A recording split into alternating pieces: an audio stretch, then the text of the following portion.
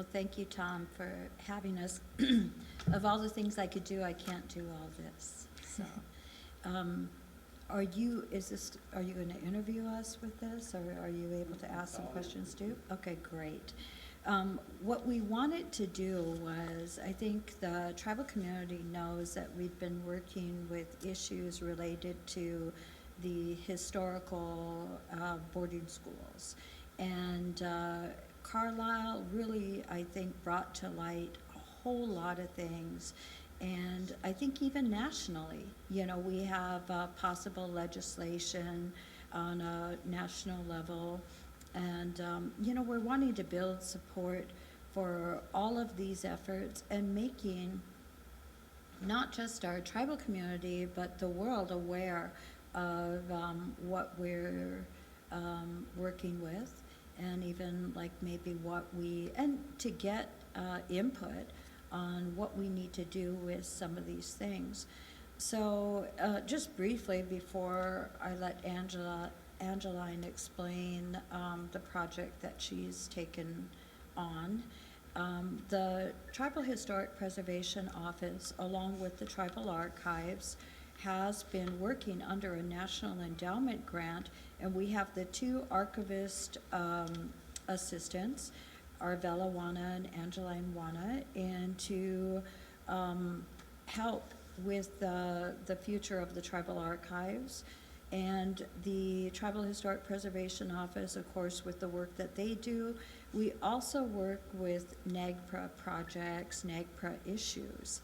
And under that, when we watch the National Register or look at the requests and letters that come in front of the tribe, we get a wide variety of things, and it comes in a lot of different forms, but this particular one was very unique. I've never seen anything like it. We have dealt with, for example, in the past couple of years at UND, and the human remains that were found in their collections room, and it's been a couple of year project now. Yep. And how the tribes reacted and have acted, how the university has responded, and in that instance, we're essentially developing a NAGPRA program there with the input of the tribes. And I always commend the university for reaching out quickly and bringing in the tribes to do that work. It's very much tribally led. And so that was probably one of the first ones that Angeline, took the lead on and continues to take the lead on that for Assistant Wapitan THPO. This one came to us, I think, originally in the form of a letter. Yes. Informing us. And go ahead, Angeline, and maybe you can explain a little bit about this. So in November of 2022, the Assistant Wapitan Thpo office came into consultation with the Peabody Museum of Archaeology and Ethnology in Cambridge, Massachusetts. So in 1930, a gentleman by the name of George Woodbury had collected hair clippings from tribal members around the U.S. as well as around Asian and Pacific Islander communities. They are clippings from Sistan Wapton, and we have 12 individuals here, and we will be claiming with Spirit Lake, our sister tribe, and they have 49 individuals from their community. We would like to move forward with kind of getting the names out there, finding the living family members that we have to see what they would like to do moving forward. The notice did go on the Federal Register last month. It has been up for 30 days. We are now able to repatriate, but we wanted to make sure that the community and the family members of the hair clippings were involved and that they have a say in how to move forward. So the 12 people here, Ramona Bars, Stella Bars Sprang, Martha Big Talk, Caroline Flute, Ida Goodbird, Geneva High Eagle, Delilah High Eagle, Frank Marlowe, Virginia Robertson, Maybe Robertson, Angeline Two Stars, and Philomene Greeley, also known as Philomene Alexis. Some of them, I did do research on each of the individuals, and I do have it in my office. It'll be available if anybody would like to pick up a copy. And I just did light research on each individual in hopes of finding living family members today. So Angeline, 2 stars, actually is also known as Angeline Eastman. Ida Goodbird is also known as Ida Lufkins.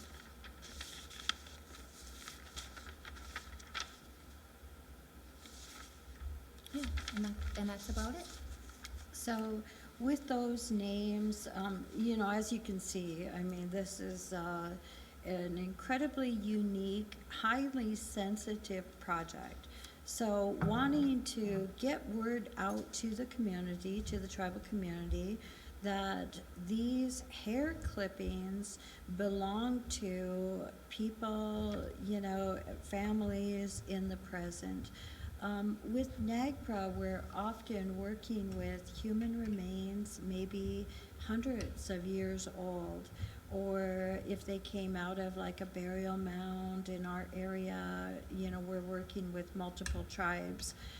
Carlisle was very unique in that we had, you know, names and identities of individuals that belong to our tribal nation.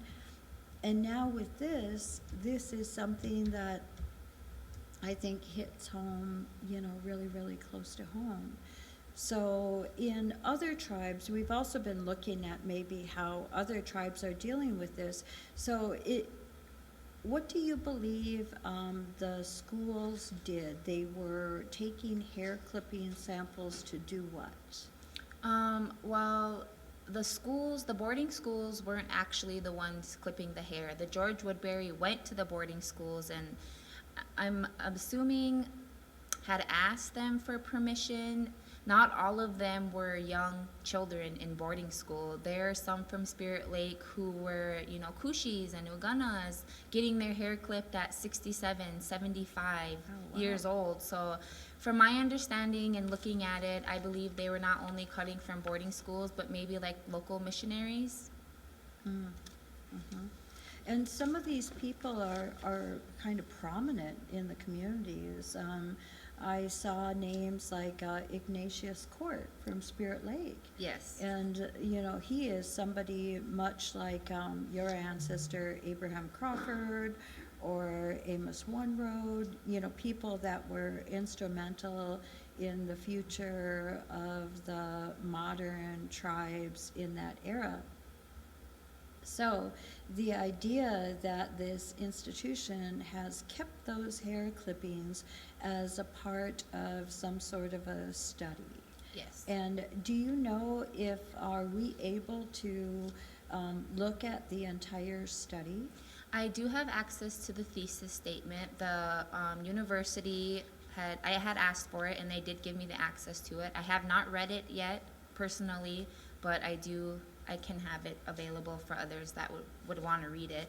I do know like a little bit of the outline story of why he was cutting all this hair. So he was trying to prove that the Native Americans here in the U.S. Were the same as the Asians and the Pacific Islanders, to prove that we came down the Bering Strait. So I didn't read the final thesis on it, but I do know that he come to the conclusion that he was not correct.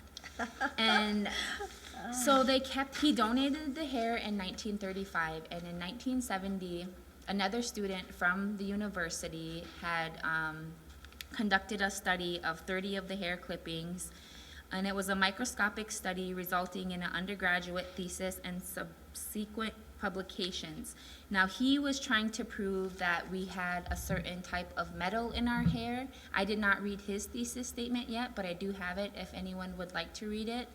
And then after he finished his research, returned the hair back to the collections. Wow.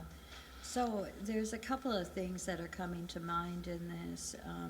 Number one, I think that, you know, as Native Americans, we have been subject to so much study. I recall former Chairman Russell Hawkins asking the institution in those first repatriations, tell us what you've learned. Yeah. And not being able to get an answer from them on why did you keep these remains of our ancestors so long in boxes, or in this instance, what was but we do live in modern times now, and I remind people that, like with University of North Dakota, the individuals that are working with this are really trying to do, I think, what is the right thing, and need our guidance on it. And the same is true with the people that we're working with in this project. There was a time, some years back, when some of the tribes began to develop their research codes, those codes that were supposed to govern the sort of medical testing that people would come to the reservations and try to do. So this is really, I think, a good example of why those efforts were really valuable, because they've been doing this for so long. So I noticed that a friend of our office down in another tribe, and her team down there had repatriated, I think, 3 sets of hair clippings, and they had reached out to tribal members to be able to return them. In that instance, the different families had agreed that somebody would accept those hair clippings on behalf of the family, and that may be something that would occur here. This is I think our first step in reaching out, wanting to communicate, would like to make the tribal community aware of this, make the list of names available through the Tribal Historic Preservation website. Yes. And probably tag you in it. We have to do that too. And then people can contact us with some questions. We are also working with, of course, the Kit Fox and the Buffalo Heart Women. Our spiritual people are always involved in those sort of things, and what we need to do to, bring these home. Yes. All right. Any questions, Tom? I think that's Good to go. How long are they? We haven't seen, I did not ask for pictures. I did ask if each individual's hair is separated, and they are. So when we do repatriate them and bring them home, each clipping will have the name that goes along with it. the ones that I saw from another tribe looked to me to be, about this long, and then they're sort of wrapped in some way. Who knows? I don't know. Yeah, I have not seen pictures of them myself, so I'm not for sure the length of them. Yeah. Are they, you didn't feel them yet? No, we We didn't haven't see seen them yet. Yeah. Yeah. So they're right now located in Cambridge, Massachusetts, and we kind of wanted to wait a little bit to reach out to the community and, of course, our sacred societies before we figured out the next steps moving forward. Because it's not just I feel like it's not just our choice on what we do with them, because a lot of these people have living family members today. Caroline Flute, she has a lot of living family members today. The Robertsons, they're big family members. Angeline Two Stars, they come from a big family. And I just wanted to make sure that it wasn't just one person's wishes, and more of the family being involved, the community being involved, and the sacred societies being involved. And yeah, wanting to, of course, talk to, our tribal community, the tribal administration, everybody really, Yes. to try to put together a good plan, how to address this in the right ways. Yeah, it's tough when you have somebody that, this is my grandmother. Yes. And how would you feel if it was your grandmother? I think that's an important point too. All right. All right. Thank you. Thanks, Tom. I gotta get